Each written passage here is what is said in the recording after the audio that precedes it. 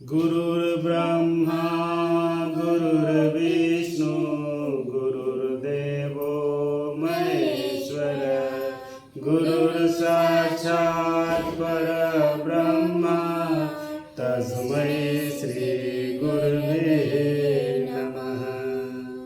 ब्रह्मानन्दं परमसुखदं केवलं ज्ञानमूर्तिं द्वन्द्वातीतं गगनसदृशं तत्त्वमस्यादिलक्ष्यम् एकं नित्यं विमलमचलं सर्वधि साक्षिभूतं भावातीतं त्रिगुणरहितं सद्गुरुं तं नमामि सद्गुरुं तं नमामि सद्गुरुं तं नमामि।